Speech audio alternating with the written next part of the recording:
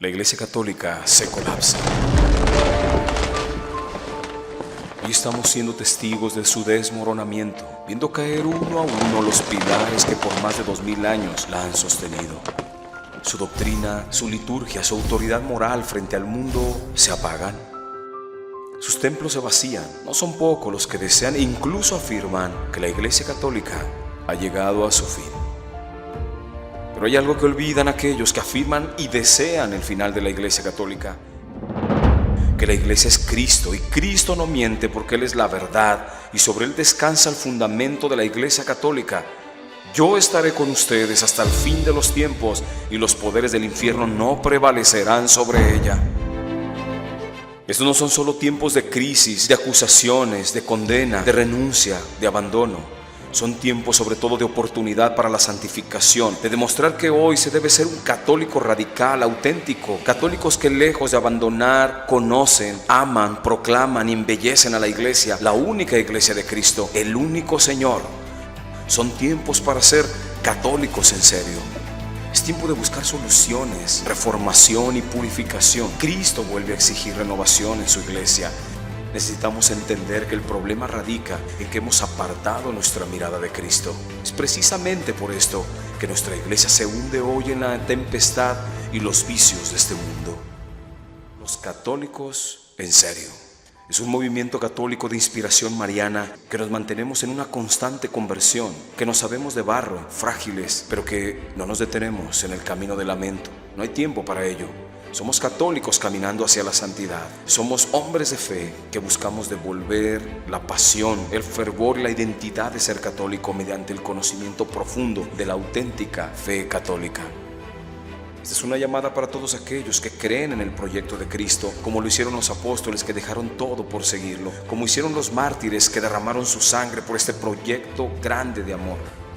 Este es un llamado para ti, a que pongas a los pies y servicio del Maestro toda tu vida para instaurar su reino en la tierra y esperar su victoria final frente a los poderes del infierno. Sé parte viva de este movimiento para que todos juntos seamos los católicos en serio.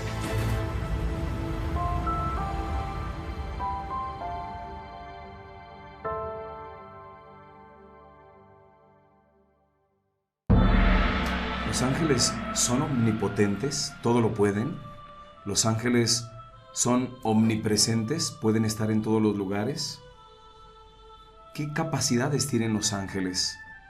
Acompáñenme para que juntos conozcamos esta realidad de los ángeles.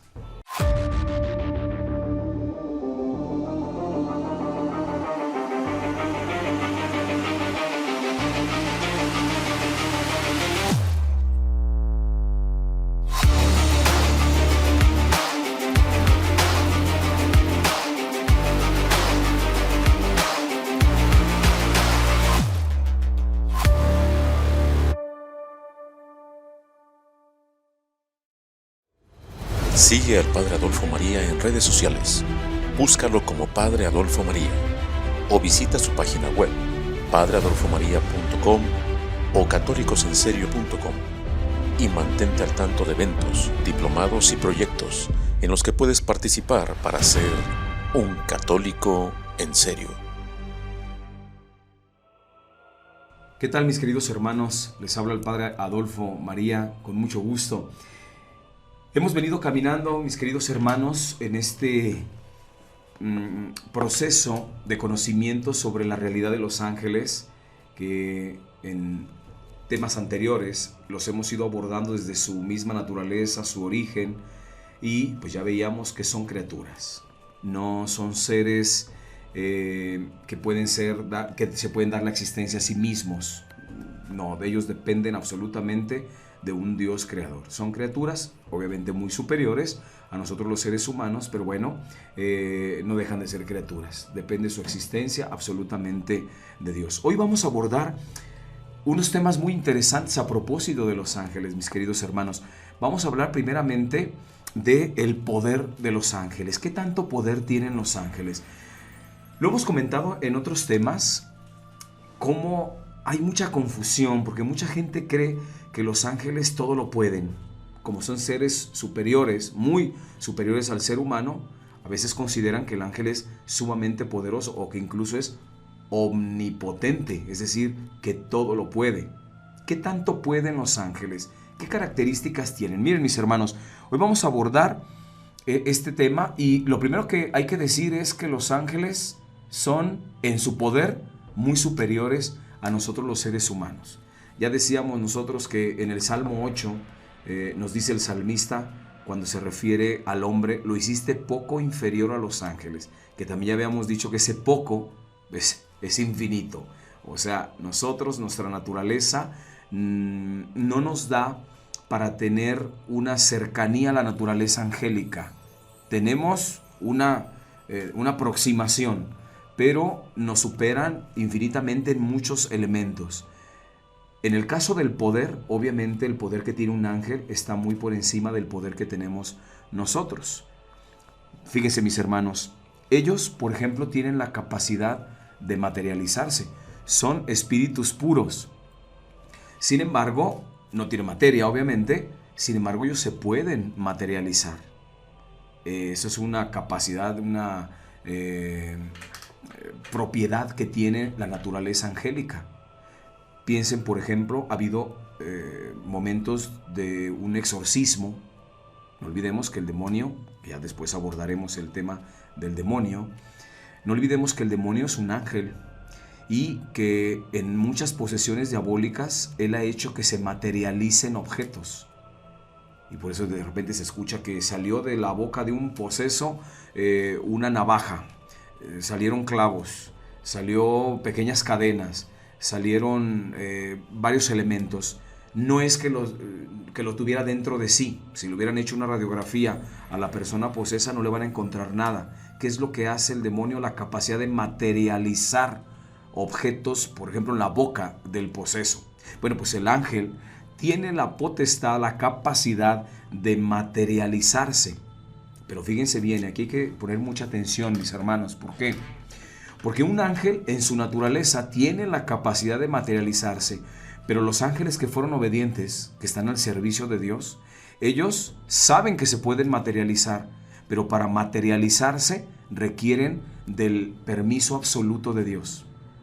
De tal manera que un ángel se ha materializado cuando cumple una función muy particular. Piensa, por ejemplo, en el arcángel Rafael, que se presenta en la vida de Tobías y es un acompañante. O sea, Tobías, al paso de, digamos, de las experiencias que va teniendo con él, al paso de las experiencias se va dando cuenta al final que era un ángel, pero estaba conviviendo con él, estaba materializado el ángel. ¿Por qué se materializó? Porque estaba cumpliendo una función particular, ¿sí? De tal manera que esta materialización, hay que dejar muy clara esta idea. La materialización que hacen los ángeles, que fueron obedientes, la hacen por precisamente obediencia y por un mandato de Dios. Dios les manda que se materialicen para cumplir una misión muy particular. ¿Se acuerdan ustedes también, por ejemplo, ese pasaje bíblico donde aparece que la pila o la fuente de Betesda, donde decía que se agitaban las aguas porque un ángel bajaba y agitaba las aguas? De alguna manera estaba haciendo un movimiento, se presencializaba de alguna manera agitando las aguas. Entonces la gente que lograba llegar, digamos los primeros que llegaban, experimentaban la salud. Pero bueno, entonces esta es una propiedad muy maravillosa que tienen los ángeles. Son espíritus puros, pero tienen la capacidad de materializarse. Y vuelvo a repetir esta idea. Se materializan en la medida que cumplen una función muy determinante que Dios les establece. En el caso del demonio, él puede materializarse, incluso se puede presentar, se ha presentado en figura de la Virgen María o de un santo o de una persona aparentemente buena. Se puede presentar así porque tiene la capacidad de materializarse. Sin embargo, en el caso del demonio, los espíritus caídos o estos ángeles caídos se materializan porque saben que tienen la propiedad, pero lo hacen al margen del poder de Dios. Es decir, tienen en sí mismos por su naturaleza la capacidad de hacerlo, pero ellos no lo van a hacer por obediencia a Dios. Hay que diferenciar muy bien, pero son ángeles, también los demonios, y tienen la capacidad de materializarse. ¿De acuerdo? Y vamos a ver ahora el tema de ¿Cómo se trasladan los ángeles? Porque si bien los ángeles no tienen materia, los ángeles tienen movimiento, ¿sí? El espíritu tiene movimiento. De tal manera que, ¿cómo se mueve un ángel? Bueno, ellos no se mueven por locomoción, como en el caso tuyo o mío. Nosotros tenemos materia y entonces ocupamos un lugar en el espacio. La materia ocupa un lugar en el espacio, ¿no? Hay todas estas teorías de la astrofísica, de la antimateria y eso, bueno, pues ya son todavía elucubraciones físico-matemáticas que nos resulta muy difícil entenderlas, ¿no? Pero digamos en su generalidad hay que entender que toda materia siempre ocupa un lugar en el espacio. De tal manera que tú y yo tenemos una materia y si nos queremos trasladar del punto A al punto B, tú te tienes que incorporar y tienes que moverte. Tienes que cambiar de lugar, pero te tienes que mover, tienes una locomoción, es decir, cambias de lugar, ¿sí? Sin embargo, recuerden que los ángeles, como no tienen materia, no ocupan un lugar específico. Tú no puedes decir, el ángel está allá en aquella parte. No. El ángel no tiene materia. Si se materializara el ángel, sí lo puedes ubicar. Está allá el ángel, ¿sí? De tal manera que entonces, ¿cómo se trasladan los ángeles? Porque se trasladan los ángeles. Los ángeles, mis hermanos, se trasladan a la velocidad del pensamiento. Muchos piensan que lo más veloz que hay es la luz. ¿A cuánto se mueve la luz? A 300,000 kilómetros por segundo. Eso es una barbaridad, hermanos. Imagínate tú un objeto moviéndose a 300,000 kilómetros por segundo. Digamos, la materia se desintegraría. Bueno, pues no es lo más veloz que hay. Para quien está pensando que lo más veloz que hay es la luz, pues fíjense que no. Más veloz que la luz es el pensamiento. Si yo te digo en este momento que tú te pienses sentado en la luna, ya estás sentado en la luna. En tu pensamiento ya estás. ¿Por qué? Porque el pensamiento se mueve a una velocidad mucho más superior a la de la luz. Pues para que me entiendas, los ángeles se mueven a la velocidad del pensamiento. Ellos nomás les basta pensarlo y se pueden ubicar, por llamarle así, en algún lugar. Se pueden trasladar instantáneamente, porque como no tienen materia, se pueden trasladar instantáneamente.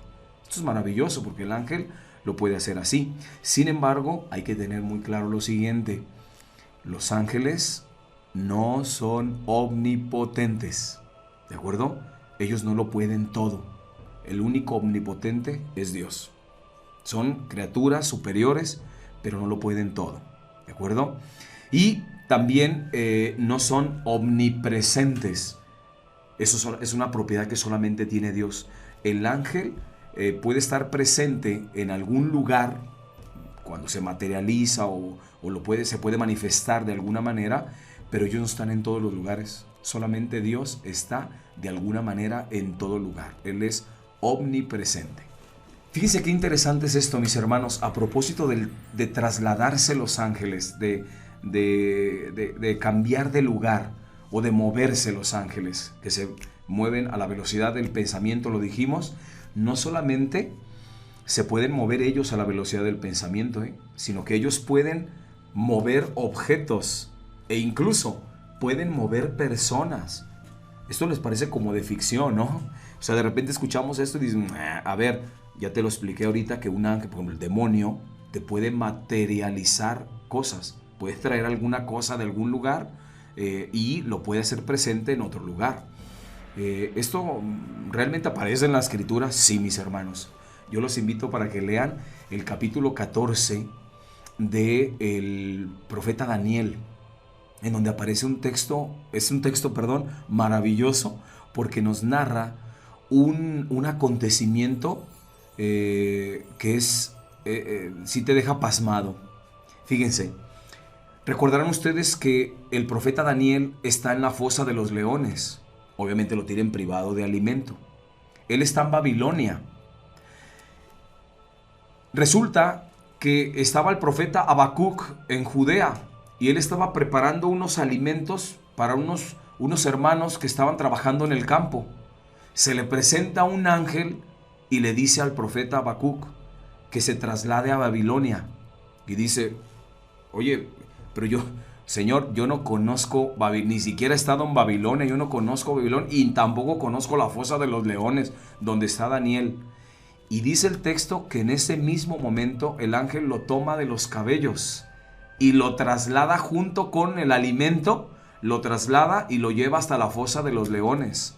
De tal manera que se movió, y dice ahí, a la velocidad del espíritu. O sea, se movió a la velocidad del ángel. Fíjese qué interesante es esto, ¿eh? No se desintegró, porque bueno, esto es parte de un plan de Dios. Pero fíjense qué bonito este ángel trasladar a una persona y objetos, en este caso alimento, lo trasladó de Judea a Babilonia. Ni siquiera conocía Babilonia, pero lo llevó hasta la misma fosa de los leones y le dio el alimento. Propiedades maravillosas de los ángeles. Eso es una capacidad que Dios les dio. Y bueno, un día aspiraremos nosotros también a hacer eso, porque dijo el Señor que seremos como los ángeles cuando entremos al reino de los cielos. Sigue al Padre Adolfo María en redes sociales.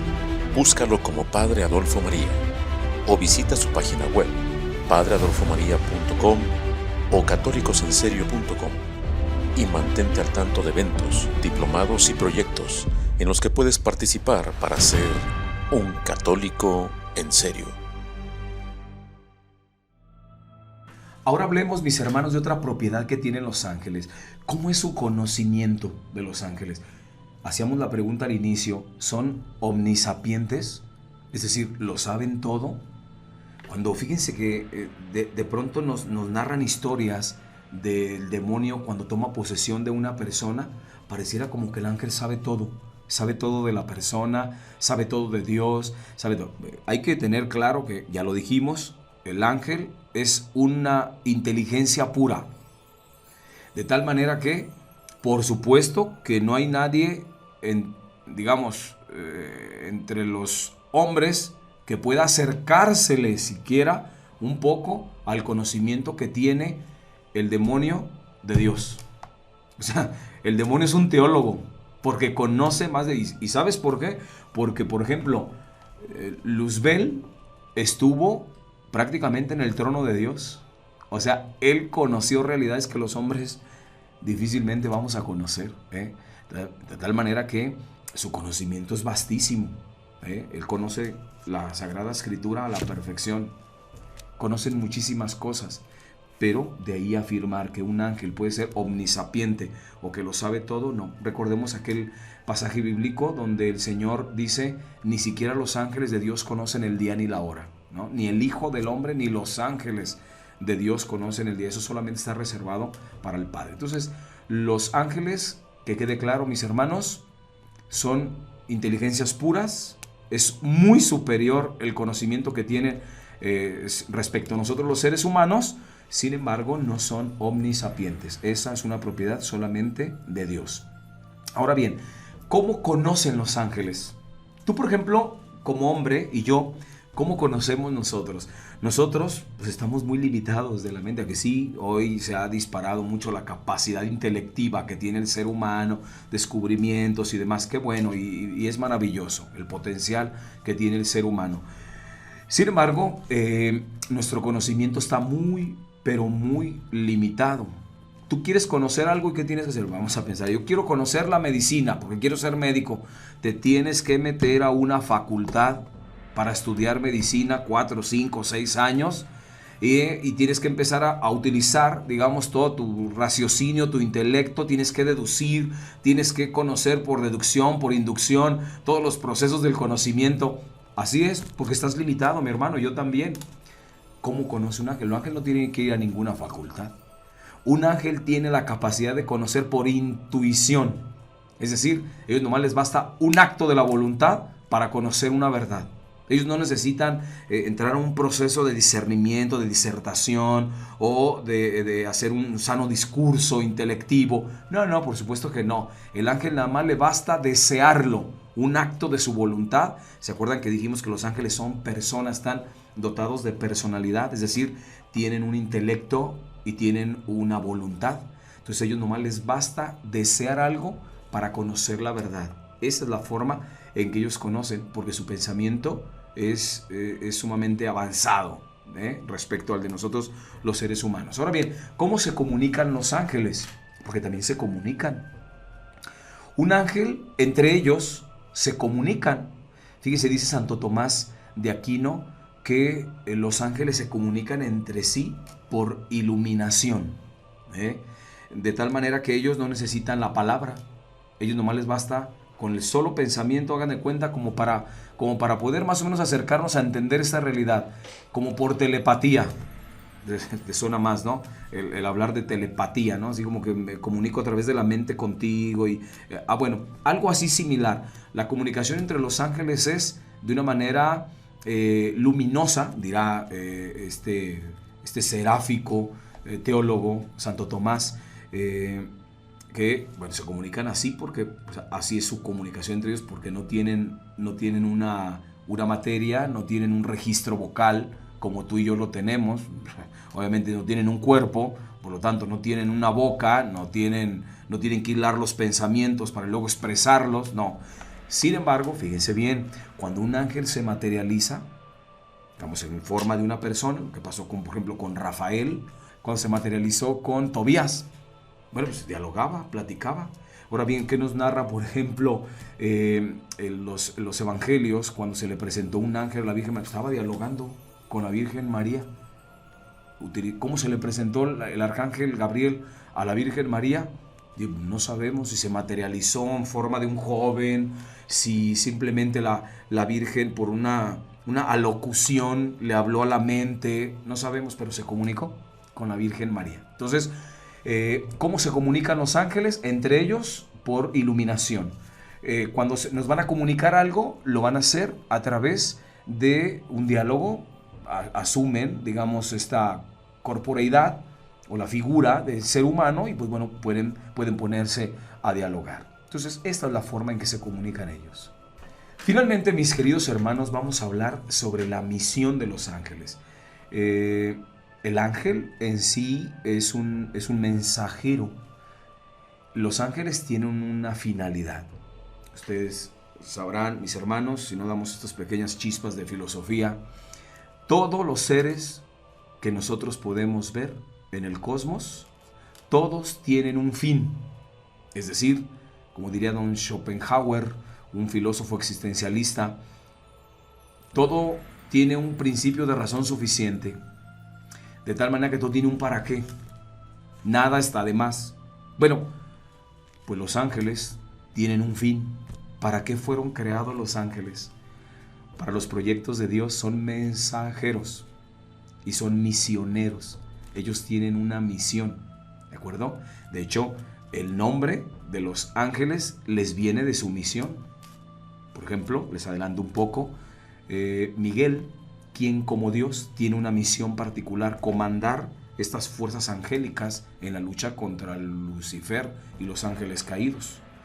Gabriel quiere decir el poder de Dios y tiene una misión particular, comunicar el poder de Dios a las criaturas. En este caso, tuvo una labor maravillosa de entrar con esa doncella que fue María Santísima, que llegó y se presentó. Posiblemente también fue el ángel Gabriel el que estuvo hablándole a José en los sueños.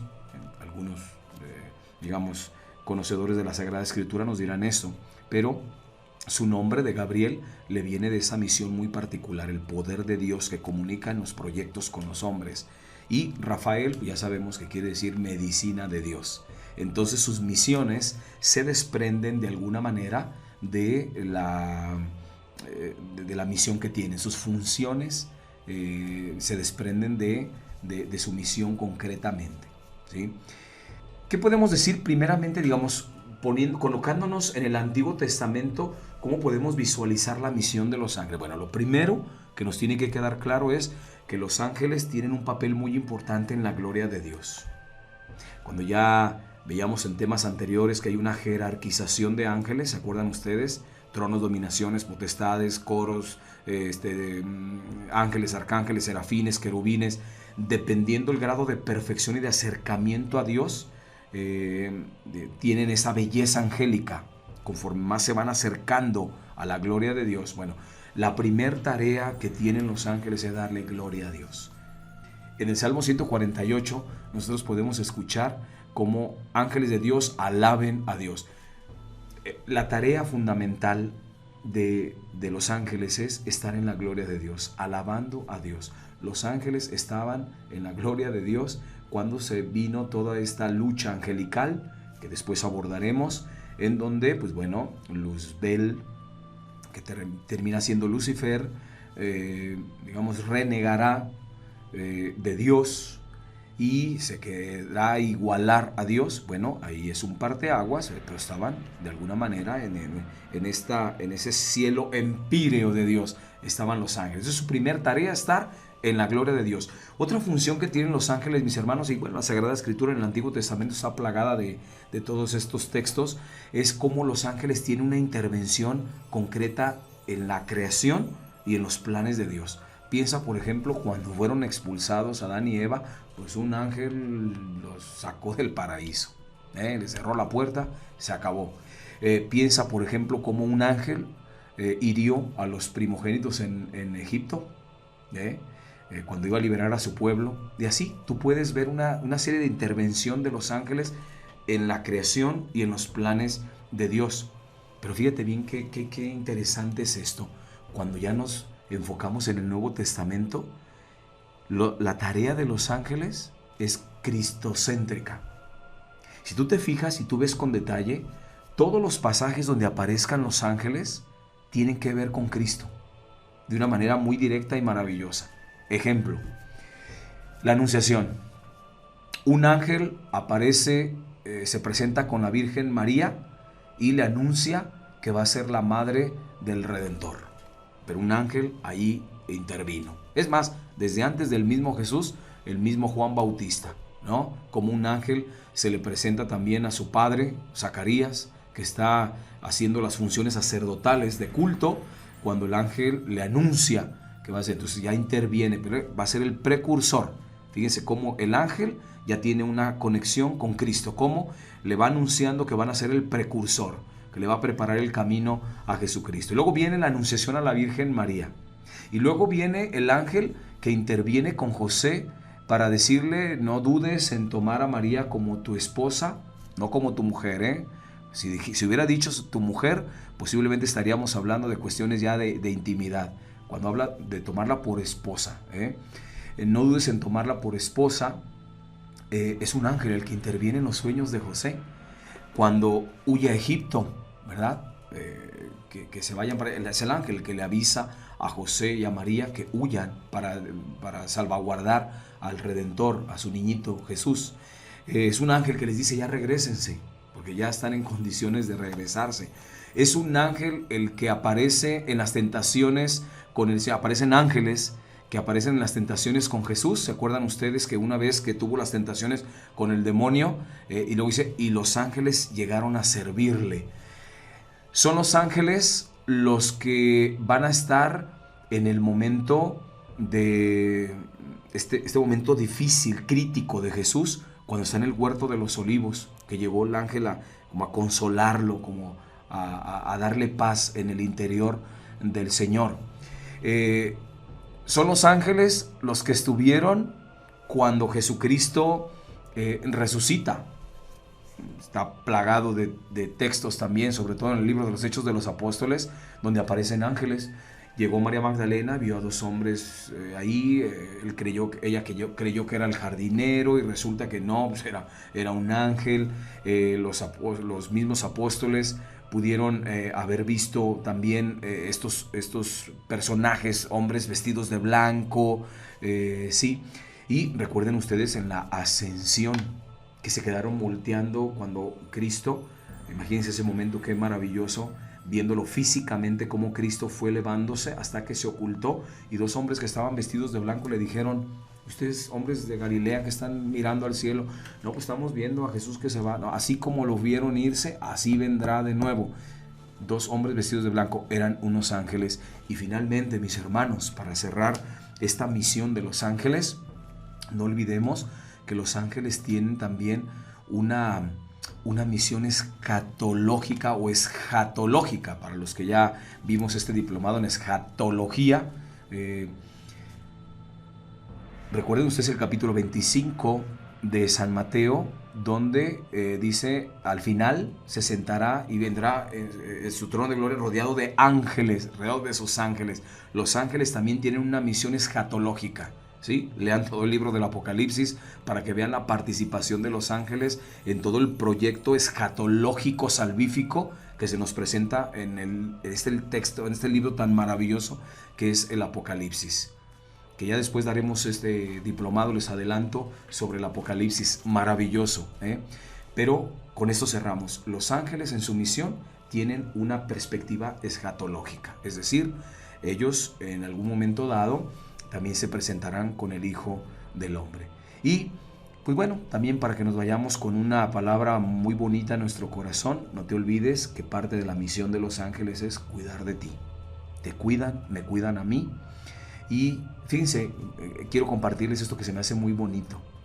En algunas posesiones diabólicas, por ahí algún sacerdote le ha preguntado al demonio que está en ese momento poseyendo a la persona y le dice, ¿es verdad que tenemos ángeles custodios? Y el demonio, pues, a regañadientes, no le quiere decir, pero le dice sí, pero primero le dice depende. ¿Cómo que depende? Depende de quién me estás hablando. Por ejemplo, tú, se está refiriendo a un sacerdote, dice, ustedes cerdos, así se expresa el demonio, ustedes cerdos tienen 2 ángeles custodios. A mí, yo cuando lo escuché por primera vez, esto se me hace maravilloso. Y después lo leí yo, curiosamente, en obras de místicos, ¿no? Cuando leí las obras de Catalina Emmerich o María Valtorta, por ejemplo, Sor María de Ágreda, son místicas que nos hablan de esto de los ángeles. Pero a mí me pasmó realmente cuando dice, dependiendo de que en ustedes cerdos, los sacerdotes, tienen 2 ángeles custodios. Entonces, el ángel cuida de ti, mi hermano. ¿Qué va a hacer el ángel? Su función contigo, ¿cuál es? Llevarte al cielo, pero no te puede forzar. El ángel va a infundir en ti un buen pensamiento, una buena inclinación, pero está en tu consentimiento. Si nosotros queremos hacerle caso a la moción que puede hacernos el ángel para que nos ganemos el cielo, lo podemos hacer, y si no, simple y sencillamente lo podemos ignorar. Pero ellos cuidan de nosotros y su fin es llevarnos un día a que gocemos de Dios eternamente. Así es de que, mis hermanos, hagamos caso a la misión del ángel que el Señor nos encomendó a cada uno de nosotros. Sigue al Padre Adolfo María en redes sociales. Búscalo como Padre Adolfo María o visita su página web padreadolfomaria.com o católicosenserio.com y mantente al tanto de eventos, diplomados y proyectos en los que puedes participar para ser un católico en serio. Mis queridos hermanos, acompáñenme en la siguiente entrega en la cual vamos a hablar un tema, ya vamos a empezar a meternos a temas muy escabrosos, pero fenomenales, extraordinarios, porque vamos a empezar a hablar de los ángeles caídos. Propiamente vamos a empezar a entrar en materia de la demonología, que es fascinante y es bueno que lo conozcas. ¿Me acompañan en la próxima emisión? No te olvides, hermano, que el reino de los cielos solamente se consigue con violencia. Es el reino de los cielos de los violentos, dijo nuestro Señor Jesucristo.